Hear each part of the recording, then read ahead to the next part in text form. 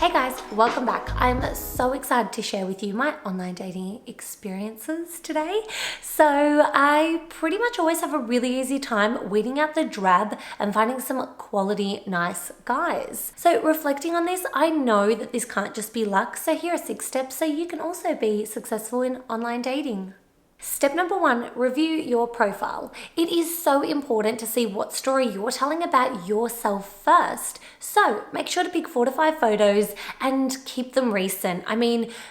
Get the photos to really depict what you actually look like, because nobody wants to get catfished. And photos of just being selfies, it's just not good enough. I don't want to just see a floating head. So to embarrass myself, I'm actually going to share with you guys my online dating profile photos, and I have no qualms. What is it saying about me? Well, I absolutely love Disney. I love my family. I am in activewear all the time, love a puzzle, and gosh, I love Christmas. I love my dog, Wilbur, which you guys all know I absolutely love. And look, it's not necessarily going in too deep, but it's just a highlighted version of who I am. And also, look, let's be honest, some of the photos I just think I look fit in, and that's okay too, right? Notice though, every single photo is really well lit. Lighting is your absolute best friend. So get outside, take a photo, and show all of you. Well, not literally.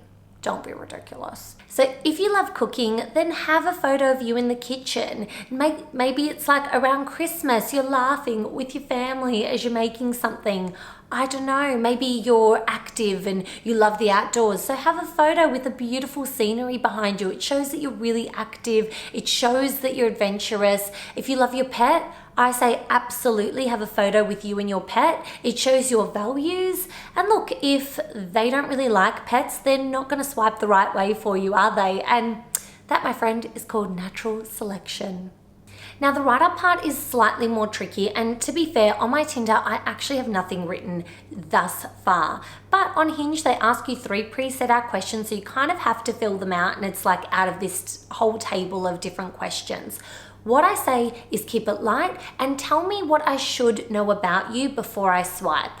So, do you have kids? Do you have disability? Is your language skills maybe not up to, conversation standards in Australia, right? I think all of these things I would want to know pretty upfront. And the whole way that this process works is if we're actually honest with the other person that's swiping us. So be honest and true to yourself. Otherwise, just don't overthink it. Be positive is my only key, because nobody wants a laundry list of all the things you don't want in your next. I think also keeping bragging to a minimum is so important, because while it's amazing that you've been able to acquire 3 businesses, 10 sports cars, 2 homes, I also think that these are things that we could slip into conversation tactfully later down the track, and don't overwhelm me too early, babes. Step number 2, what are you swiping for?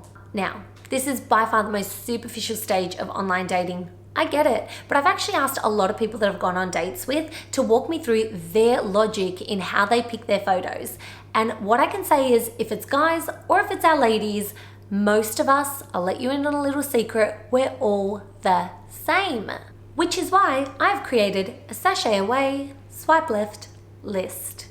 Topless pics, swipe left. Now, I know this is controversial because a lot of people love the topless pic, but I personally would actually just prefer a little bit more of a modest man that has an amazing body, doesn't need to show it all over his profile. And I believe, and my experience is, those men, they tend to have more to say, ladies. Just saying. Only selfies, swipe left.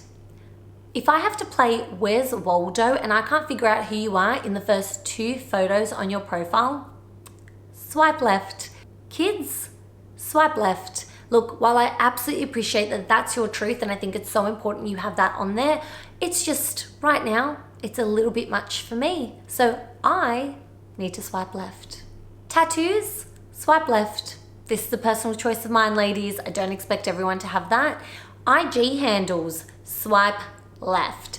I'm on here looking for a date, not a follow, mate. So while it seems like with all my rules, there would not be a guy left with a pulse, I have actually been able to create this kind of like value system list, and I have found some amazing dates. So I urge you, while your list will not be the same as mine, create a list. What are you looking for? And it is okay to do this. Also, make sure that you don't let too much slide. For instance, if you're not looking for someone with kids, then maybe just anybody that has kids or seems like that kid is theirs, just swipe left. It will save you the agony later. So if we're only swiping for looks, don't be too upset when you get DMs like this. Absolutely poetic. Drop me out. Step 3, before starting a conversation, think about what you want to convey. So I always tell people, know yourself. You might not be one for banter, or maybe it's just really hard to convey banter for you over a message. That's okay, just don't do it. No worries. There are so many ways that you could start a conversation. And while, yes, of course, a witty pickup line that, is creative and hasn't been copied and pasted 10 million times is a great place to start, it is not the only place to start. Maybe the way you'll start is that you could pick something from their profile. For instance, maybe they've gone to a holiday destination that you've also been to as well. Maybe they're really into reading or cosplay. So maybe pick something that you might have in common or something that you want to know more about. That could be an amazing place to start. But what I will say that I don't really answer to is, hey Sam, how was your weekend? So once we get that awkward, hey, how are you, out of the way, let's really think about what we want that person to know about us. Too often we do get stuck into small chat, and then we wonder why, a couple of days later we don't get a reply. And while there could be lots of reasons, I think the main reason is that there's just absolutely no investment. They don't know who you are. They don't really care. There is a lot of people on these sites. So make sure that you actually make that investment into each person so then they can actually make it into you. There are so many times I bring up my love for puzzles and audiobooks, and look, I bring it up without absolutely any prompting. Sometimes it doesn't have to be something that exciting. It can just be something that you're really, really into, and believe me, that can start pages of conversation. So don't be scared just because you haven't gone on an amazing holiday recently. Has anyone currently, let's be honest. Just because you haven't got a new promotion at your role, or you don't have any major milestones happening in your life, that you have nothing to say. We all have something that we're really passionate about, that we're excited about. We all have hobbies and interests and opinions. Let's share those. So the most important thing of this 6-step process is that you are you every step of the way. Step number 4, get off the app and get on the phone. I had a girlfriend tell me recently that she was talking to a guy for about 2 weeks on one of these apps, and the conversation just went cold. If I'm honest, this ain't right at prisoner.com. Get off the app and get on the phone. If you're talking to someone that you feel like you want to get to know more, send them your number or ask them for theirs. Yes, it is really that easy. Without hearing someone, how can we even picture them sitting across the table from us? This is an absolutely unmissable step.